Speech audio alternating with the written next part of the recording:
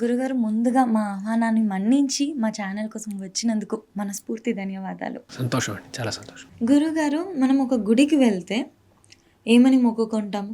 నాకు ఈ పని చేసి పెట్టవా భగవంతుడా, నీకు నేను ఇది చేస్తాను, అన్నదానం చేస్తాను, ఏదో ఒకటి మొక్కు తీర్చుకుంటాము. లేదు అని అంటే బయట 10 మందికి దానం చేస్తే నాకు పుణ్యం వస్తుంది, 10 మందికి దానం చేస్తే నాకున్న దోషాలు పోతాయనో ఏదో ఒకటి సంథింగ్ గివ్ అండ్ టేక్ లాగా మనం భగవంతుడితో ఒక డీల్ లాగా మాట్లాడుకుంటాం.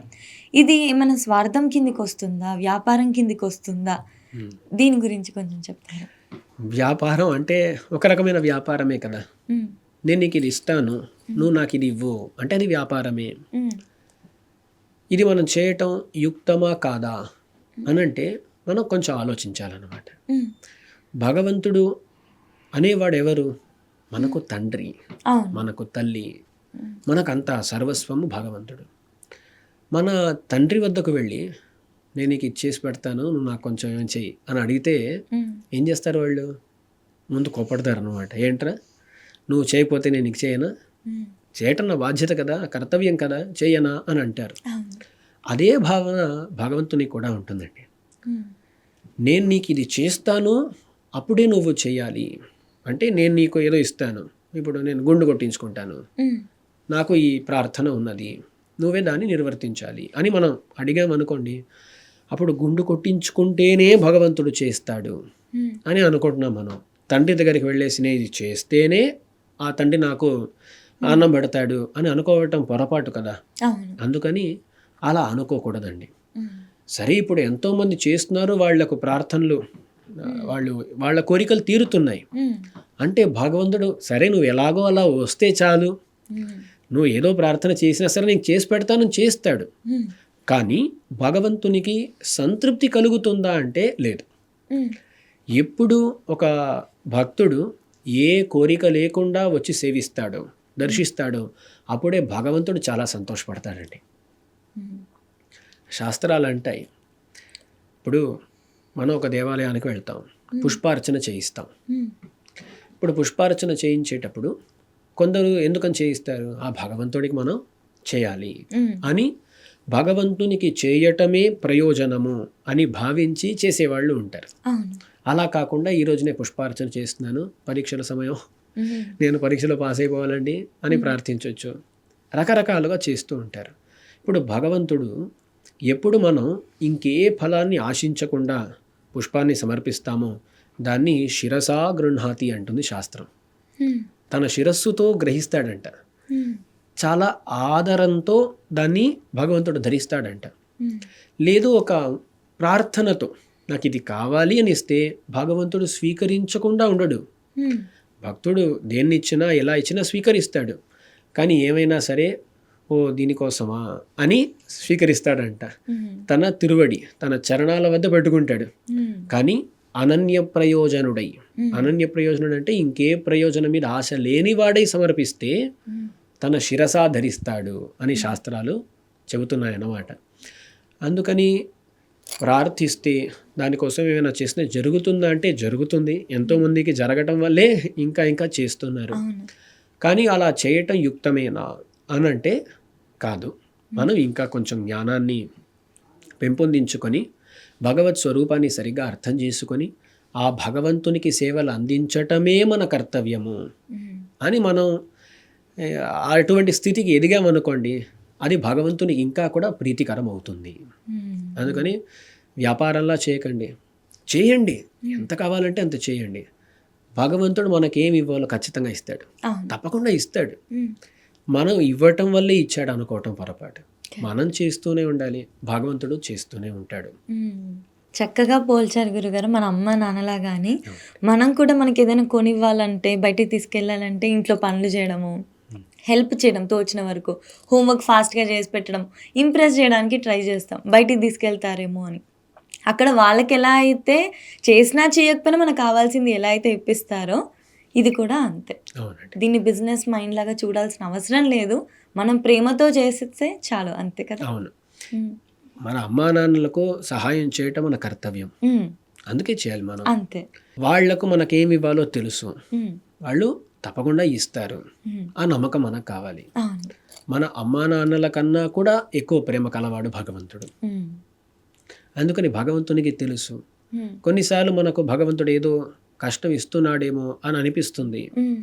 కానీ భగవంతుడికి పెద్ద ప్లాన్ ఒకటి ఉంటుందండి కదా. ఆ ప్లాన్లో భాగంగా భగవంతుడు కొన్నిసార్లు కష్టాలు ఇస్తూ ఉంటాడు. మన అమ్మా నాన్నలు కూడా అప్పుడప్పుడు తిడుతూ ఉంటారు కదా. కొన్నిసార్లు మనకు దుఃఖం కలిగేట్లు చేస్తూ ఉంటారు, ప్రవర్తిస్తూ ఉంటారు. కానీ చివరికి ఏదో మంచి జరుగుతుంది అనేటువంటి ఆలోచనతోనే వాళ్ళు చేస్తున్నారు. కాబట్టి అలాగే భగవంతుడు కూడా వీళ్ళు ఎప్పుడైనా తప్పులు చేయవచ్చును, భగవంతుడు ఎప్పుడు తప్పు చేయడు. అదే తేడా. నిజంగా మనకి ఏదైనా కావాలి అని అంటే మనం సంతోషంగా ఉండాలి అనుకుంటున్నాం. ఇక్కడ ఉంటే సంతోషంగా ఉంటామని భగవంతుడికి తెలిసినప్పటికీ కూడా అన్నీ ఫస్ట్ అయితే కొన్ని రాంగ్ పాత్స్లో మనం నడిచి కష్టాలు పడి ఎదురు దెబ్బలు తిని ఫైనల్గా మనం ఏ ప్లేస్కి అయితే వెళ్ళాలో అక్కడికి చేరుకుంటున్నాం. ఎందుకు డైరెక్ట్గా అక్కడికి పంపించరు? అంతగనము పూజ చేసుకున్నా, వేడుకున్నా, ఏం చేసినా కూడా ఈ జర్నీ, ఈ ఆబ్స్టాకిల్స్ ఉన్నవి, ఈ కష్టాలు ఉన్న జర్నీ ఎందుకు ఖచ్చితంగా దేవుడు ఇస్తాడు? మన సనాతన ధర్మంలో కర్మ సిద్ధాంతము చాలా ముఖ్యమైన విషయం అన్నమాట. అంటే ఏంటి కర్మ సిద్ధాంతం అంటే ఏంటి? మనం ఒక మంచి చేస్తే మంచి ఫలితం తప్పకుండా ఏర్పడుతుంది. మనం ఒక పాపాన్ని అంటే ఒక చెడు చేస్తే మనకు ఖచ్చితంగా ఒక కాలంలో ఒక దుఃఖం ఏర్పడుతుంది అనేది కర్మ సిద్ధాంతం. మనం చేసిన కర్మల నుంచి మనము ఎప్పటికీ తప్పించుకోలేము. ఇదే కర్మ సిద్ధాంతం. ఇప్పుడు మనము ఇంతకు ముందు ఎన్నో జన్మల్లో ఎన్నో రకరకాల కర్మలను చేసామన్నమాట.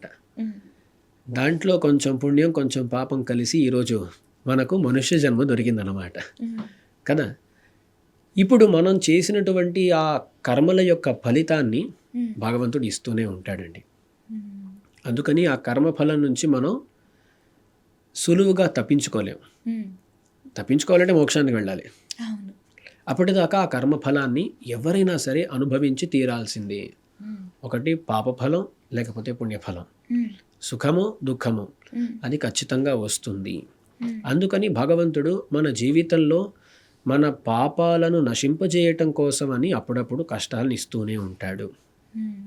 ఆ కష్టాలని మనం ఎలా ఎదుర్కొంటాము అనేది మన చేతుల్లో ఉంది కదా. కష్టాలు వచ్చినప్పుడు కృంగిపోయి భగవంతుని మీద నమ్మకాన్ని వదిలేసి ఆధ్యాత్మిక మార్గం నుంచి తప్పుకునే వాళ్ళు కూడా లోకంలో ఉన్నారు. మనం అలా చేస్తామా? లేదు, భగవంతుడు మనకు మంచే చేస్తున్నాడు అనేటువంటి భావనతో ఇంకా కూడా భగవంతుని వైపు భగవంతుని వైపు వెళ్తామా అనేది మన చేతుల్లోనే ఉంది. కుంతీదేవి ఒక మాట చెప్పింది అంటారు, విపద సంతున శాశ్వత్. కృష్ణుడిని చూసి, అయ్యా మాకు ఎప్పుడు ఆపదలు కలుగుతూనే అంటే మంచిది అందంట కుంతీదేవి. ఎందుకంటే మేము మంచిగా ఉన్నప్పుడు నిన్ను స్మరించట్లేదయ్యా, మాకు ఆపదలు వస్తేనే నిన్ను స్మరిస్తున్నాము, మాకు ఆపదలు కలుగుగాక అంది. విపద సంతు నశ్వత అని. అందుకని ప్రతిదాన్ని కూడా మనం ఎలా చూడాలంటే భగవంతుడు చేస్తున్నాడంటే ఖచ్చితంగా ఒక మంచి కోసమే చేస్తున్నాడు. భగవంతుడు మనకు హితపరుడు, మనకు హితాన్ని మాత్రమే చేస్తాడు అనేటువంటి విశ్వాసం ఆస్తికులందరికీ ఉండాలి. నాస్తికుల్ని చూసి మనం ఇలా ఉండమని చెప్పట్లేదు అన్నమాట. ఆస్తికులైన వాళ్ళం, భగవంతుని పైన విశ్వాసం ఉండే ఎవరికైతే ఉందో వాళ్ళు మన కష్టాలు వచ్చేటప్పుడు కూడా భగవంతుడికి ఒక పెద్ద ప్లాన్ ఉంది, అందుకే మనకి ఇది ఇచ్చాడు అని మనం ఆలోచించాలి. అందుకని ఈ అడ్డంకులు ఎదురవుతూనే ఉంటాయండి. అందుకే మీరు చూసారంటే శాస్త్రాల్లో ఏ ఒక మంచి పని చేసినా సరే దానికి విరోధైన పాపాలు ఉంటాయని చెబుతూ ఉంటారు. కర్మారంభ విరోధి పాప అని వస్తూ ఉంటుంది అన్నమాట. ఏ మంచి పని ప్రారంభించాలన్నా దాన్ని అడ్డుకునేటువంటి పాపాలు ఉంటాయి. ఆ పాపాలు తొలగి ఆ కర్మను ప్రారంభించి అది సఫలమై ఇదంతా జరగాలంటే పెద్ద ప్రాసెస్ అన్నమాట. అందుకని ఒక రకంగా మన విశ్వాసాన్ని, మన పట్టుదలను భగవంతుడు పరీక్షిస్తున్నాడని కూడా అనుకోవచ్చును. అంతే, మనకి ఏదైనా కావాలి అని అంటే మనం ఎంత కమిటెడ్గా ఉన్నాము ఆ పని కోసము, మనకి ఎంత ఇది ఉంది అని చెప్పేసి దేవుడు ఖచ్చితంగా పరీక్షిస్తాడు, చూస్తాడండి. అది ఇప్పుడు ఒక రకంగా ఇంకా సులువుగా చెప్పాలంటే ఎన్నో జన్మలుగా మనం చేసిన కర్మలు కొన్ని ఉన్నాయి, అవి కొన్నిసార్లు అడ్డుపడుతూ ఉంటాయి అన్నమాట. మనం ఎంత అనుకున్నా సరే వాటిని దాటి ఒక ఫలితాన్ని పొందటం అనేది సులువు కాదు. కానీ అందుకని మనం దేన్ని పొందలేమా అంటే కొన్నిసార్లు కొంచెం విలంబం అవుతుందన్నమాట. మన కర్మలు ఇవన్నీ ఉన్నాయి కదా, వాటన్నిటినీ దాటి మనకు నచ్చిన దాన్ని మనం పొందాలంటే ఖచ్చితంగా విలంబం అవుతుంది. కానీ భగవంతుడు మనకు ఆ స్వాతంత్ర్యాన్ని ఇచ్చాడు. మనం అనుకొని పట్టుదలగా ఒక పనిని చేస్తే దానికైనా ఫలితాన్ని ఖచ్చితంగా ఇస్తాడు. అది కర్మ సిద్ధాంతం కదా. చేసిన మంచికి ఫలితం దక్కుతుంది. ఈ రోజు కాకపోవచ్చు, రేపు కాకపోవచ్చు, ఈ జన్మలో కాకపోవచ్చు, కానీ ఏదో ఒక సందర్భాన మనము చేసిన మంచికి ఫలితం దక్కుతుంది, దక్కి తీరుతుంది. గురుగారు, ఒక పూజ ఉందనుకోండి, ఈ పూజ చేస్తే పలానా దోషం ఆర్ మీకున్న సమస్యలు తీరిపోతాయి అని చెప్పేసి అంటారు. ఒక 25 మంది పూజ చేస్తారు, కానీ అందులో ఈ 2కో 3కో మాత్రమే ఆ పూజ ఫలితం అనేది దక్కుతుంది, మిగిలిన వాళ్ళకి దక్కదు. ఎందుకు పూజ ఒకటైనప్పటికీ కూడా కొంతమందికి మాత్రమే ఆ పూజ ఫలితం దక్కుతుంది? ఒక పూజను మనం చేశాము, దానికి ఫలితం దక్కాలి. ఇక్కడ కూడా మళ్ళీ ముందు చెప్పిన జవాబే కర్మ సిద్ధాంతం. కొన్ని శాస్త్రాల్లో మీమాంసా శాస్త్రం అంటారు, దాంట్లో కర్మల గురించిన విచారం జరుగుతుందన్నమాట. అలాంటి వాటిలో కొన్ని విషయాల గురించి చర్చిస్తున్నప్పుడు ఇలా సమాధానం ఇచ్చారు పెద్దలు. మనం ఒక కర్మను చేసేసాము కాబట్టి వెంటనే ఫలితం దక్కుతుంది అనుకుంటే అది పొరపాటు. కొన్నిసార్లు దానికి ప్రతిబంధకమైన పాపము బలవత్తరముగా ఉంటుంది, అంటే చాలా బలిష్టంగా ఉంటుంది అన్నమాట, అడ్డుకునేటువంటి పాపం. ఆ పాపాన్ని తొలగించి ఫలితం దక్కాలంటే దానికి తగినంత బలవంతమైనటువంటి కర్మను ఆచరించాలి. ఒక ఉదాహరణ చెబుతానండి. ఆ కాలంలో వర్షం పడాలి అంటే దానికోసమని ఒక యాగం చెప్పబడింది అనమాట. కారీరి అని పేరు దానికి. కారీరి ఇష్టి అంటారు. అది చేస్తే వర్షం పడేదంట. కానీ ఒకసారి చేస్తే వెంటనే వర్షం పడుతుందంటే అది పడదు. ఎందుకంటే వాళ్ళు చేసిన పాపాలు ఎన్నో ఉంటాయి అన్నమాట. వాటన్నిటినీ నశింపజేసి ఆ కారీరి ఇష్టి అనేది ఫలాన్ని ఇవ్వాలంటే దానికి కొంచెం సమయం పడుతుంది. ఆ వర్షం పడేంత వరకు దాన్ని చేస్తూనే పోవాలి అని అంటారన్నమాట. కొందరికి పాపం తక్కువ ఉందనుకోండి, అడ్డు తక్కువ ఉందనుకోండి, వాళ్ళు చేసిన వెంటనే వర్షం పడిపోతుంది అన్నమాట. కొందరికి పాపాలు ప్రబలంగా ఉన్నప్పుడు ఇంకెక్కువ చేయాలి అని ఇలా శాస్త్రాల్లో చెప్పారు. అది మాత్రం కాకుండా ఈ కామ్య కర్మలను ఆచరించేటప్పుడు ఏదో ఒక లోపం వచ్చి చేరింది అనుకోండి. కర్మ అంటే దాంట్లో అంగాలు ఉంటాయి, అవి ఉంటాయి, చాలా ఉంటాయి కదా. వాటిలో ఏదైనా లోపం వస్తే కూడా ఫలితం దక్కదు. అప్పుడు 2 విషయాలు ఉన్నాయి ఇక్కడ. చేసే కర్మను సరిగ్గా చేయాలన్నమాట, ఏ తప్పు లేకుండా. ఒకవేళ లోపాలు వస్తే వాటికైనా ప్రాయశ్చిత్తం చేసుకోవాలి. ఇవన్నీ చేస్తే కానీ ఒక కామ్య కర్మము ఫలాన్ని ఇవ్వదు. సరే, అలా సరిగ్గా చేసేసినా సరే పాపాలు ఉంటాయి. ఆ పాపాలు పోతే కానీ అది జరగదు. కాబట్టి ఇన్ని విషయాలు ఉన్నాయి. వీటన్నిటిని దాటి ఫలం దక్కాలంటే అంత సులువు కాదు. అది అర్థం చేసుకోవాలి. అవునండి. అదే మనం ఎంత చేసినా కూడా దేవుడు వినట్లేదా అని చెప్పి నమ్మకాన్ని కోల్పోయి ఇంకా ఇంతే కావచ్చు అని మన లోపల ఉన్న నమ్మకాన్ని కోల్పోకుండా చేస్తూనే ఉండాలి. కానీ ఖచ్చితంగా దేవుడు మనం చేసేవన్నీ చూస్తూ ఉంటాడు. దానికి ప్రతిఫలం ఖచ్చితంగా ఒక రోజు దక్కుతుంది. కానీ చేసేటప్పుడు శ్రద్ధ, ప్రేమ, భక్తి ముఖ్యమంటారు. ముఖ్యమండి. ఇంకా ఒక పాయింట్ ఇక్కడ చెప్పాలంటే, శ్రీ వైష్ణవ సంప్రదాయం తీసుకోండి, లేకపోతే చాలా సంప్రదాయాల్లో మీరు కామ్యకర్మలను ఎక్కువ ఆచరించకండి అని అంటారు పెద్దలు. ఇప్పుడు ఏమైపోయిందంటే, గుడికి వెళ్ళామా, ఎందుకు వెళ్తున్నాము? మాకేదో కోరిక ఉన్నది, దాన్ని తీర్చుకోవటం కోసం గుడికి వెళ్తున్నాము.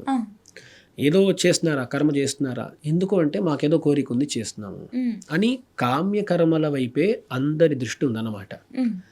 కానీ ఏ మంచి పెద్ద ఆచార్యుల వద్దకు మీరు వెళ్ళినా సరే కామ్యకర్మలను చేయకండి, మీరు భగవంతునికి సేవగా చేయండి అంటారు. ఇప్పుడు కృష్ణుడు కూడా భగవద్గీతలో చెప్పేటప్పుడు ఏమంటాడు? ఫలం మీద ఆశ పెట్టుకోకండి, కర్మలను ఆచరించండి అంటాడు. అప్పుడు మనం ఎక్కువగా కామ్యకర్మలపైనే దృష్టి పెట్టి ఉంచుతున్నాం అన్నమాట. మనం దృష్టి పెట్టుకున్నాం అన్నమాట ఇప్పుడు. కానీ అది కాకుండా కామ్యకర్మలపై దృష్టి ఎక్కువ కాకుండా మోక్షానికైన మార్గం ఏంటో వెతకాలండి. ఇవన్నీ కూడా అశాశ్వతములు. మనం అనుకుంటాం, నేను స్కూల్లో చదివే వరకు కాలేజీకి వెళ్ళిపోతే చాలు, అవును. ఆ కాలేజ్ లైఫ్ చాలా బాగుంటుంది, ఇది ఎక్కడో చూసేసి కాలేజ్ లైఫ్ బాగుంటుంది అనుకుంటాం. కాలేజ్కి వెళ్తే, నేను కాలేజ్కి వెళ్ళలేదు, ఆ, వెళ్ళిన వాళ్ళు చెప్పేది విన్నాను అనమాట. అక్కడికి వెళ్ళిపోతే ఎప్పుడు రా కాలేజ్ అవుతుంది, ఎప్పుడు జాబ్ వస్తుంది, ఎప్పుడు జాబ్ పైసల్లో వస్తుంది, డబ్బులు మనమే సంపాదిస్తాము. మనమే సంపాదిస్తాం, మన కాళ్ళ మీద మనమే నిలబడాలి అనేటువంటి ఒక ఇది ఉంటుంది అనమాట. ఉమ్, సరే వస్తే అయ్యో ఉద్యోగం, స్ట్రెస్, ప్రెషర్ అవన్నీ ప్రారంభం అవుతాయి. అవును. దాని తర్వాత అనిపిస్తుంది అనమాట, ఇప్పుడు ఒక పార్ట్నర్ ఉంటే బాగుంటుంది కదా, ఉమ్, ఇప్పుడు పెళ్లి చేసుకుంటే బాగుంటుంది అనిపిస్తుంది. పెళ్ళైన తర్వాత పెద్ద అమ్మో, తప్పు ఈ జరిగిపోయింది torture. అన్నట్లు వస్తుంది. ఉమ్, పిల్లలు పుట్టకపోతే అయ్యో పిల్లలు పుట్టలేదే అనిపిస్తుంది. ఉమ్, పిల్లలు పుట్టిన తర్వాత వాళ్ళకు డైపర్లు అవి మారుస్తూ ఉంటే ఖర్చులు, బాధ్యతలు. అప్పుడు బాధ్యతలు, ఖర్చులు అని మాత్రం కాదు, వాళ్ళని చూస్తూ ఉండాలన్నమాట. ఇప్పుడు ఒక తల్లి అనేటువంటి ఒకరిని తీసుకుని, ఒక తల్లి అంటే ఉమ్, ఒక్క రోజు కూడా వాళ్ళకి లీవ్ ఉండదు కదా, సెలవు ఉండదు కదా. ఉమ్, ఒక పాప పుట్టిందంటే, ఉమ్, పిల్లవాడు పుట్టాడంటే దాని నుంచి ఒకలా చూసినట్టే వాళ్ళు పెద్ద అయ్యేంత వరకు రోజు వాళ్ళని చూస్తూనే ఉండాలి కదా, అవును. సెలవు అనేది ఉండదు. ఉమ్, తండ్రి అయినా సరే కొంచెం బయటకు వెళ్ళొచ్చు అనమాట, తల్లి అంటే ఉండదు అనమాట. సో ఆ బాధ్యతలు అవన్నీ ఉంటాయి. నేను చెప్పదలుచుకుంది ఏంటంటే, మనం ఒక్కోసారి కూడా ఇది దక్కితే నా జీవితం సుఖపడుతుంది, ఇది దక్కితే సుఖపడుతుంది అని దాని వెనకాల వెళ్తూ ఉన్నాం. ఉమ్. కానీ చివరికి ఎక్కడికి వచ్చినా సరే ఇంకా సంతృప్తి వచ్చిందా అంటే సంతృప్తి రావట్లేదు, ఎండ్ అనేది లేదు దీనికి. ఎండ్ అనేది లేదు కదా, అది వెళ్తూనే ఉంటుంది అన్నమాట. ఇప్పుడు మనం తెలుసుకోవాల్సింది ఏంటంటే, ఇవేవి కూడా మనకు నిజమైన సంతృప్తిని ఇవ్వవు. ఉమ్, ఆ రియలైజేషన్ చాలా ముఖ్యం అన్నమాట. ఉమ్, ఎక్కడ ఉన్నామో, మనకు భగవంతుడు ఎటువంటి పరిస్థితి ఇచ్చాడో అక్కడ సంతృప్తిని వెతుక్కోవాలన్నమాట. ఉమ్, నేను పెళ్ళవుతే అప్పుడు సంతృప్తిని పొందుతాను, ఉమ్, నాకు పెద్ద ఉద్యోగం దొరికితే నేను సంతోషపడతాను, ఉమ్, నాకు పెళ్ళైపోతే సంతోషపడతాను అని ఉమ్, బయట ఉండేటువంటి ఈ విషయాలపైన మనము మన సంతోషం కోసం ఆధారపడి ఉంటే చివరి దాకా మన సంతోషాన్ని పొందలేమండి, సంతృప్తిని పొందలేం. ఉమ్, అందుకని మనం ఏం చేయాలంటే ఉన్న చోటే సంతృప్తిని పొందాలి. ఉమ్, మరొకటి, ఈ సంసారం అనేటువంటి చక్రం ఏదైతే ఉన్నదో, ఉమ్, జన్మ మరణం, జన్మ మరణం అని ఒక చక్రంలో మనం చిక్కుకున్నాం అన్నమాట. ఈ చక్రంలో నుంచి ఎలా బయటపడాలి అనేటువంటి మోక్ష మార్గం గురించిన అన్వేషణను మనం అందరం కూడా చేపట్టాలన్నమాట. ఉమ్, అప్పుడు రెండు విషయాలు ఇక్కడ. ఉమ్, లోకంలో మనం వేటినైతే ఫలాలు అనుకుంటున్నామో అవన్నీ అశాశ్వతములు, సంతృప్తిని ఇవ్వవు. ఉమ్, అందుకని దీన్ని వదిలేసి మనము మోక్షాన్ని పొందాలి, పరమాత్మను చేరుకోవాలి అని నిర్ణయానికి రావాలి. ఉమ్, అప్పుడు ఆ మోక్షానికైన మార్గాలు ఏంటి, ఉమ్, ఎలా పొందుతాను నేను మోక్షాన్ని అనేటువంటి విషయం గురించిన ఆలోచనలు, దాని గురించిన అన్వేషణ, వాటిని మనం మొదలు పెట్టాలన్నమాట. ఉమ్, అప్పుడు మనం ఈ కామ్యకర్మల జోలికి వెళ్ళామన్నమాట. ఎందుకంటే మనకు తెలిసిపోయింది ఇప్పుడు, ఉమ్, నేను ఈ కర్మలు చేసి ఒకవేళ పొందినా సరే పరీక్షలో పాస్ అవ్వాలి, ఎక్కడో వెళ్ళి మొక్కున్నా నేను, ఉమ్, ఆ పాస్ అయినా సరే, పాస్ అయిపోతే అయిపోతుందా, కాదు. రేపు మనం వెళ్ళి ఏమంటాం, నాకు మంచి ఉద్యోగం కావాలి, మళ్ళీ ప్రార్థించుకుంటాం. అలా అది వెళ్తూనే ఉంటుందన్నమాట. అలా కాకుండా భగవంతుడా నాకు మహానందము, మోక్షము, దాన్ని నువ్వు అనుగ్రహించాలి అని ఆ మోక్షం కోసం మనం ప్రయత్నించే వాళ్ళం అవ్వాలి. ఏ సంప్రదాయాన్ని తీసుకున్నా సరే వాళ్ళందరూ చివరికి చెప్పేది ఏంటి, మనకు ఉండేటువంటి పరమ పురుషార్థము మోక్షము. ఉమ్, ఇక్కడ సంసారం ఉండటం కోసం మనం లేము. ఉమ్, ఇవన్నీ ఫలితాలన్నీ కూడా మళ్ళీ మళ్ళీ మనల్ని ఉమ్, సంసారంలోనే పెట్టేస్తాయి అన్నమాట. ఉమ్, అలా కాకుండా బయటపడటానికైన మార్గాన్ని చూడు అనే ప్రతి సంప్రదాయం చెబుతోంది. కాబట్టి కామ్యకర్మల వైపు దృష్టి పెట్టకుండా మోక్షం వైపు అందరూ కూడా దృష్టి పెట్టాలి అనేది మన పెద్దల సందేశం. అది అర్థం చేసుకోవాలి, అది దాని యొక్క అంతరార్థం. అవును. గురుగారు, మీరు ఇందాక చెప్పేటప్పుడు ఏ పూజ చేసినా కూడా మనస్ఫూర్తిగా చేయాలి, మళ్ళీ దోషాలు అనేవి ఉంటాయి, దానివల్ల కూడా మళ్ళీ ప్రతిఫలం ఆగిపోయే అవకాశాలు ఉంటాయి అని అన్నారు కదా, పరిహారం చేసుకోవాలి మళ్ళీ అని చెప్పి. సాధారణంగా ఇప్పుడున్న కాలంలో చూసుకుంటే పూజలు, హోమాలు చేసేటప్పుడు పూజ చేసేవారైనా, కొన్ని చోట్ల చేపించేవారైనా కూడా సిచ్యువేషన్స్కి, పరిస్థితులకు తగ్గట్టుగా కొన్ని మార్పులు చేర్పులు చేస్తున్నారు సంప్రదాయంలో. ఇప్పుడు లేదు కదా, దీంతో కానిచ్చేయండి, అలా ఇలా అని చెప్పేసి ఈ విధంగా మార్పులు చేయడం వల్ల ఆ యజ్ఞం కానీ హోమం కానీ చేసేటప్పుడు దాని యొక్క ప్రతిఫలం పూర్తిగా వీళ్ళకి అందుతుందా? ఇప్పుడు కొంచెం లోతుగా మనం పరిశీలిద్దామండి. కర్మలు 3 రకాలుగా ఉంటాయి. ఉమ్, నిత్య కర్మలు, నైమిత్తిక కర్మలు, కామ్య కర్మలు అంటారు. ఉమ్, నిత్య కర్మలు అంటే మనం దాదాపు రోజు చేసేటువంటి కర్మలు. రోజు అని కాదు, నియతముగా చేసేటువంటి కర్మలు అంటారు. ఇప్పుడు ఆలోచించండి, ఇప్పుడు సంధ్యావందనం చేస్తారు. ఉమ్, సంధ్యావందనం చేసేవారు రోజు చేస్తారన్నమాట. పొద్దున్న, మధ్యాహ్నం, సాయంకాలం చేయాలి. ఇది ఒక సర్కిల్లో వస్తూనే ఉంటుంది అనమాట. ఈరోజు, రేపు, ఎల్లుండి అది వస్తూనే ఉంటుంది. ఉమ్, దీన్ని నిత్యకర్మము అంటారు. అలాగే ఒక అమావాస్య నాడు తర్పణం చేసేవాళ్ళు ఉంటారు. అవును. ఆ అమావాస్య నాడు తర్పణం చేసేవాళ్ళు ఈ అమావాస్య చేస్తారు, వచ్చే అమావాస్య చేస్తారు, మళ్ళీ చేస్తారనమాట. ఇది ఒక సర్కిల్లో కరెక్ట్గా వస్తూ ఉందన్నమాట. వీటిని నిత్యకర్మము అంటారు. ఉమ్, ఈ రోజు పొద్దున అయిందంటే సంధ్యావందనం చేయాలి, అమావాస్య వచ్చిందంటే ఆ, తర్పణం చేయాలన్నమాట. అది ఒక సైకిల్లో వస్తూనే ఉంటుంది. మనకు తెలుసు 30 రోజులు అయిందంటే అమావాస్య వచ్చేస్తుందని. అవును. ఇలాంటి కర్మలను నిత్య కర్మలు అంటారు. అలా కాకుండా కొన్ని నైమిత్తిక కర్మలు అంటే నిమిత్తం, ఒక కారణం వస్తే చేయాలి. ఇప్పుడు గ్రహణం ఏర్పడింది, సూర్యగ్రహణం, చంద్రగ్రహణం, ఉమ్, అది ఏర్పడితే కొన్ని కర్మలు చేయాలి, తర్పణాలు చేయాలి అని ఉందనుకోండి, ఆ నిమిత్తం వల్ల చేస్తున్నారనమాట.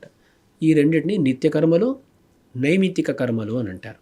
ఉమ్, ఈ రెండింటిని చేయటం వల్ల కలిగే ఫలం ఏంటి అంటే ఏం లేదు. ఉమ్, వీటిని చేయకపోతే పాపం వస్తుంది. వస్తుంది. అవును, చేయకపోతే పాపం వస్తుంది, ఉమ్, చేస్తే పుణ్యం వస్తుందని కాదు. ఉమ్, అదే నిత్య నైమిత్తిక కర్మలు అన్నమాట. ఉమ్, ఉమ్, ఇప్పుడు 3వ రకమైన కర్మ కామ్యకర్మ అనేది. ఉమ్, ఈ కామ్యకర్మ ఎలాంటిదంటే ఇది చేస్తే ఈ ఫలం దక్కుతుంది, ఇది చేస్తే ఈ ఫలం దక్కుతుంది అనేటువంటిది కామ్యకర్మ అనేది. ఈ 3 రకాల కర్మలు ఉన్నాయా? నిత్య, నైమిత్తిక, కామ్య. ఆ, ఈ నిత్య నైమిత్తిక కర్మల్లో కొన్నిసార్లు ఏదో ఇప్పుడు నిత్య కర్మం చేయాలి, దానికి కావాల్సిన ఒక ద్రవ్యం ఉంటుంది, ఆ ద్రవ్యం దొరకలేదు అనుకోండి, ఉమ్, అప్పుడు ఆ లోపం ఏర్పడినా సరే పర్లేదు మీరు చేసేయండి అంటుంది శాస్త్రం. ఉమ్, నిత్య కర్మ లోపం ఏర్పడకూడదు. ఉమ్, దాంట్లో ఏదో అంగంలో ఒక లోపం ఏర్పడినా పర్లేదు, ఆ కర్మను అనుష్ఠించేయండి అని శాస్త్రం చెబుతుంది. ఉమ్, అదే కామ్యకర్మ అనుకోండి, దానికి కావాల్సిన ద్రవ్యాలు అవి లేకపోతే ఉమ్, ఆ లోపం ఏర్పడిందంటే అప్పుడు ఆ కర్మ ఫలాన్ని ఇవ్వదు. సో నిత్య నైమిత్య కర్మలను యథాశక్తి చేయాలంటుంది. ఏముందో మీ శక్తి ఎంత ఉన్నదో శక్తి మేరకు మీరు చేసేయాలి. ఉమ్, కామ్యకర్మను మీరు ఫలం కోసం చేస్తున్నారు కదా, ఉమ్, అలా చేసేటప్పుడు ఇది కుదరదు. ఖచ్చితంగా ఫాలో అవ్వాలి. ఫుల్గా ఫాలో అవ్వాలన్నమాట. కొన్నిసార్లు శాస్త్రంలోనే ఈ ద్రవ్యం దొరక్కపోతే ఇంకో ద్రవ్యం ఉపయోగించండి అంటుంది. ఉమ్, ఉదాహరణకు సోమయాగం విన్నారు ఎప్పుడైనా? ఉమ్, సోమయాగం అంటారు. ఆ కాలంలో సోమలత ఒక తీగ అన్నమాట, సోమ అని చెప్తారు. ఆ తీగను పిండి దాంట్లో నుంచి వచ్చేటువంటి రసాన్ని తీసి సోమరసం అంటారు. ఉమ్, దాంతో యాగం చేయాలి, సోమయాగాలు అంటారు. ఓకే. ఉమ్, ఇప్పుడు ఆ తీగ దొరకలేదు అనుకోండి, అది దొరకదు, అంత ఈజీగా. సులువుగా దొరకదు అనమాట. ఉమ్, ఆ సోమం దొరకకపోతే పూతీక అని ఒకటి చెప్పారన్నమాట. ఉమ్, సోమాభావేచ పూతీకా గ్రహణం అని. ఆ సోమలత దొరకకపోతే పూతీక అనేటువంటి ఒక ద్రవ్యం ఉన్నది, దాంతో చేయండి అని చెప్పారు. ఉమ్, ఇప్పుడు శాస్త్రాలే కొన్ని ఆల్టర్నేటివ్స్ ఇచ్చాయన్నమాట. ఓకే. ఇది లేకపోతే ఇది, ఉమ్, ఇది లేకపోతే అది అన్నట్లుగా ఆల్టర్నేటివ్స్ ఇచ్చాయి. ఉమ్, అలా శాస్త్ర చోదితమైనటువంటి ప్రత్యామ్నాయాలు అనుకోవచ్చు, ఆల్టర్నేటివ్స్. ఉమ్, వాటితో చేస్తే తప్పులేదు మళ్ళీ. ఉమ్, కానీ మనకు తోచింది మనకు దొరకలేదని ఏదో ఒకటి చేస్తే కామ్యకర్మలు ఫలాన్ని ఇవ్వవు. ఉమ్. శాస్త్రం చెప్పే విషయం అయితే ఇదే. ఓకే. చాలా డీటెయిల్డ్గా చెప్పారు గురుగారు. అంటే నిత్య కర్మలు, నైమిత్తిక కర్మల్లో మనం చేయడం ఇంపార్టెంట్. మన శక్తి మేరకు ఏదైనా చేయొచ్చు. అవును, అది శక్తి మేరకు అంటే వాళ్ళకి తెలుసు అనమాట. ఉమ్, మనం సోమరితనం వల్ల చేయకపోతే అది శక్తి మేరకు అనే దానికి ఉందే రాదనమాట. వాళ్ళకున్న స్తోమత బట్టి వాళ్ళు ఎంతలో చేయగలుగుతారో అంతలో అయితే చేయాలి. అవును అవును, ఖచ్చితంగా కర్మ లోపం ఏర్పడకూడదు. దాంట్లో ఉండేటువంటి ఏదో చిన్న అంశాల్లో లోపం ఏర్పడినా సరే, ఉమ్, వాళ్ళు చేయలేకపోయినా సరే అది చేసి తీరాలి కాబట్టి చేసి తీరాలి. ఉమ్, కామ్యకర్మ అలా కాదు, అది చేసి తీరాలనేది లేదు కదా, మనం ఒక ఆశతో చేస్తున్నాం. అవును. అప్పుడు అది ఫలాన్ని ఇవ్వాలంటే ఖచ్చితంగా అది సద్గుణం అంటే సాద్గుణ్యం ఏర్పడాలన్నమాట. కర్మకు లోపాలు ఉండకూడదు. గురుగారు, మనం ఇంతసేపటి నుంచి పూజలు, ఫలితాలు వీటి గురించి మాట్లాడుకుంటున్నాం కదా, కానీ మనందరికీ తెలుసు ఏది శాశ్వతం కాదని, ఏదో ఒక రోజు అందరం చనిపోతామని చెప్పేసి ఇవన్నీ ప్రతి ఒక్కరికి తెలుసు. అయినా కూడా మనం చూసుకుంటే ఒకప్పుడు ఈ మాట అంటారు కదా, రాక్షస లోకం వేరే ఉండేది, దైవలోకం వేరే ఉంటుంది. ఇప్పుడు కాలంలో చూసుకుంటే ఒక మనిషిలోనే రాక్షసుడు ఉంటాడు, దైవం మంచివాడు ఉంటాడు, దానం చేసేవాడు ఉంటాడు. మనలో ఎందుకని చెప్పేసి మన చుట్టూ ఉన్న వాళ్ళలో కానీ మనుషుల్లో ముఖ్యంగా అందరూ ఒకరోజు చచ్చిపోతామని తెలిసినా కూడా ఈ ఓర్వలేనితనం, హింస, కోపం, ద్వేషం ఇవన్నీ ఎందుకు? ఇప్పుడే ఇలా ఉంది అంటే ఇంకా ముందుకు వెళ్ళే కొద్దీ ఇది ఇంకా దారుణంగా మారుతుందా? మీరు చెప్పిన మాట చాలా సత్యమైన మాట. ఒక కాలంలో ఎలా ఉండిందో మనకు తెలియదు, కానీ ఈ కాలంలో మనమే మనుషులను రాక్షసులను అందరిని ఒకే చోట చూస్తున్నాం అన్నమాట. ఒక రకంగా చెప్పాలంటే నా ఆలోచన విధానం ఏంటో చెబుతానండి. ఒక మాట అంటూ ఉంటారు శాస్త్రాల్లో, మీమాంసకులు అని కొందరు ఉన్నారండి. మీమాంసకులు అంటారు. వాళ్ళు ఒక మాట అంటూ ఉంటారు, నా కదాచిద్ అనీదృశం జగత్ అంటారు. అంటే ఏంటి? ఈ జగత్ అనేది ఎప్పుడూ ఇలాగే ఉండింది అని. ఈ జగత్తు ఎప్పుడూ ఇలాగే ఉండింది. అందుకని ఒక రకంగా చూస్తే మీరు చెప్పింది నిజమైనా సరే, నా ఆలోచన విధానం ఎలా అంటే, ఆ కాలంలో కూడా చెడ్డవాళ్ళు ఉండేవారు. పాతకాలంలోనే రావణుడు ఎక్కడ ఉండాడు? ఆ కాలంలోనే. హిరణ్యాక్షుడు ఎప్పుడు ఉండాడు? ఆ కాలంలోనే.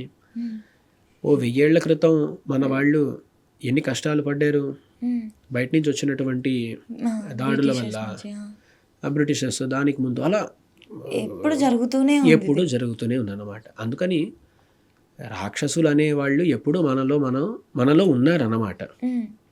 కృష్ణుడు దైవాసుర విభాగ యోగము అనేటువంటి ఒక అధ్యాయంలో ఒక దేవునికి ఉండాల్సిన గుణాలేంటి, అసుర గుణాలేంటి అని చెబుతాడనమాట. అప్పుడు మనం సాధారణంగా ఏమనుకుంటాం, దేవుడు దేవత అని అంటే మనం ఒక రకంగా వాళ్ళను ఆలోచిస్తూ ఉంటాం, ఇమాజినేషన్ చేస్తూ ఉంటాం అన్నమాట. ఎలా ఉంటుంది అంటే, ఏదో దేవతలు అంటే వాళ్ళ కాళ్ళు అసలు భూమి మీద రాలదు, వాళ్ళు అలా తేజస్వులుగా ఉంటారు అన్నట్లుగా మన ఒక ఇమాజినేషన్ ఉంటుంది. అసురులు రాక్షసులు అనేసరికి వాళ్ళకి కొమ్ములు ఉంటాయి, పెద్ద పెద్ద పళ్ళు ఉంటాయి అన్నట్లు ఒక ఇమాజినేషన్ ఉంటుంది అనమాట. కానీ కృష్ణుడు దైవాసుర విభాగ యోగంలో ఏమంటాడు, దేవతలు అంటే ఇలా ఇలా ఉంటారు అని వాళ్ళ గుణాలేంటి అని చూపిస్తాడు అనమాట. అసురుల యొక్క గుణాలేంటి అని చూపిస్తాడు అనమాట.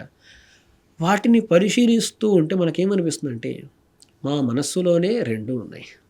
మన మనస్సులోనే అప్పుడప్పుడు మనం దేవతల్లాగా ప్రవర్తిస్తూ ఉంటాం.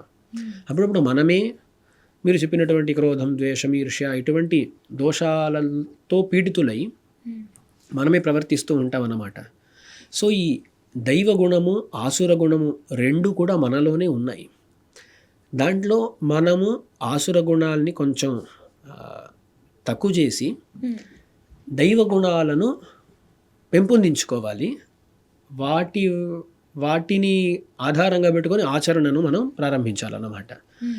అందుకని ఈ పాయింట్ ఏంటంటే, ఎప్పుడు కూడా మంచి చెడు ఉందండి లోకంలో, ప్రతి మనిషిలోనూ ఉందన్నమాట.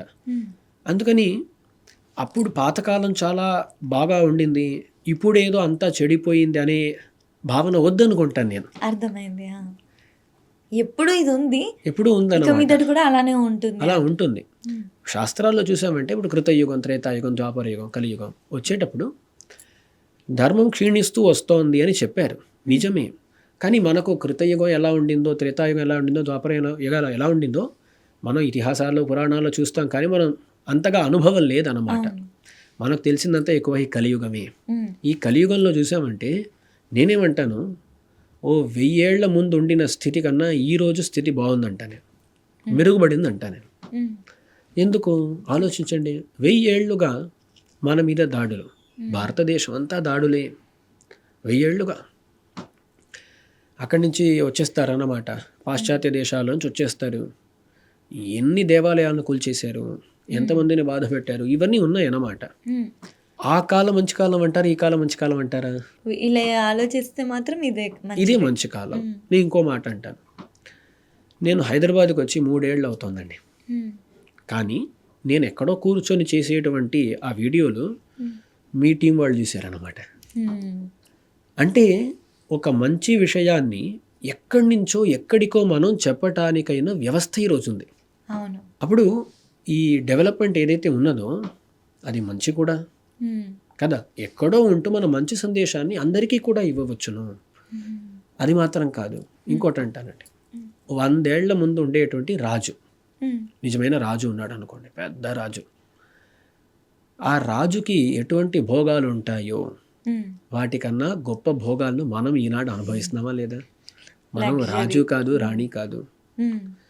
మనకు ఇటువైపు మన స్టూడియోలో ఏసీ ఒకవైపు ఉందన్నమాట.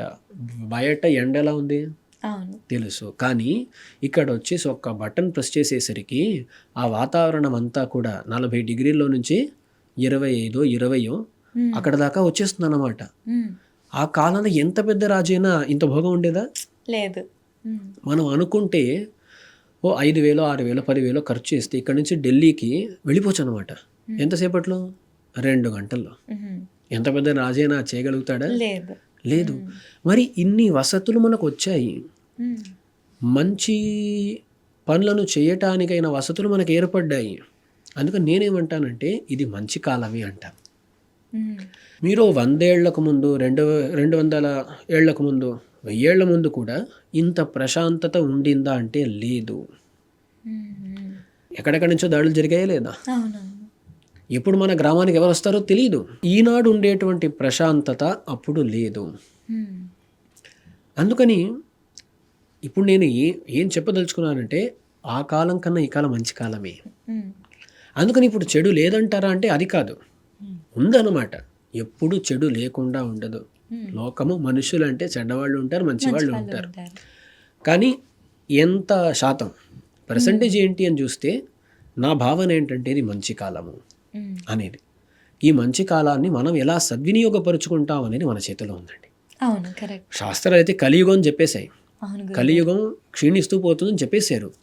కానీ ఆ కలియుగంలోనే మనకి ఇప్పుడు ఏర్పడినటువంటి ఈ కాలం మంచి కాలం అండి, ప్రశాంతంగా ఉండేటువంటి కాలం. ఆ కాలంలో మనం ఉన్నాము కాబట్టి దీన్ని సద్వినియోగపరుచుకోవాల్సిన ఒక బాధ్యత మనకుంది. 50 ఏళ్ల తర్వాత ఎలా ఉంటుందో మనకు తెలియదు, 100 ఏళ్ల ముందు లేదనేది మనకు తెలుసు, ఇప్పుడే ఇలా ఉందని తెలుసు. అప్పుడు ఈ కాలాన్ని మనం సద్వినియోగపరుచుకోవాలి. జ్ఞానాన్ని మనం చాలా సులువుగా పొందవచ్చును. ఆలోచించండి, 40 ఏళ్ల క్రితం ఏదో ఒక విషయాన్ని తెలుసుకోవాలనుకోండి, వాళ్ళు ఏం చేస్తారు? అసలు ఒక సందేహం వచ్చేసింది, మనం ఈరోజు వెంటనే ChatGPTని అడుగుతాం, వెంటనే చెప్పేస్తున్నది. కానీ 30 ఏళ్ల క్రితం వాళ్ళు ఏం చేసేవాళ్ళు? పుస్తకాలు వెతకాలి. ఒక పుస్తకంలో ఎక్కడ ఏ పాయింట్ ఉంటుందో తెలియదు.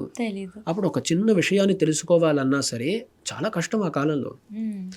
ఆధ్యాత్మిక సందేహం ఒకటి ఉంది అంటే అప్పుడు ఏం చేయాలి? పక్కన ఎవరు గురువులు ఉన్నారు తెలుసుకోవాలి, వాళ్ళను సేవించుకోవడానికి వెళ్ళాలి, వాళ్ళు సమయం ఇవ్వాలి, మన మాటలు వినాలి, వాళ్ళు దాని తర్వాత జవాబు ఇవ్వాలి, అది మనకు తృప్తికరంగా ఉండాలి. ఆలోచించడం ఎంత కష్టం. కానీ ఇప్పుడు అలా లేదే, ఎంత పెద్ద ప్రాసెస్.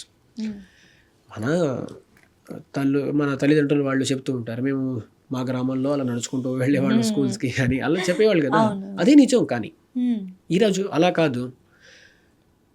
నాకు తెలిసినంత వరకు పేదరికంలో ఉండేవాళ్ళు ఉన్నారండి.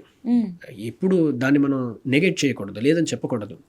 కానీ నాకు తెలిసినంత వరకు అందరి చేతిలో స్మార్ట్ ఫోన్ అయితే ఉంది. గుడిసెల్లో ఉండే వాళ్ళ చేతిలో కూడా స్మార్ట్ ఫోన్ ఉంది. పాపం వాళ్ళకి ఇంకెన్నో కష్టాలు ఉన్నాయి, వాటిని నేను నిరాకరించటం లేదు. కానీ స్మార్ట్ ఫోన్ అయితే జ్ఞానాన్ని పొందటానికైనా సోర్స్ అయితే అందరి దగ్గర ఉందండి ఈరోజు. సో ఎప్పుడు కూడా ఒక నెగటివ్గా ఆలోచించకుండా, ఎప్పుడు మన ఆధ్యాత్మిక రంగంలో చూసారంటే ఇది కలియుగం ఉండి అలాగే ఉంటుంది ఇలాగే ఉంటుంది అని అంటారు అన్నమాట.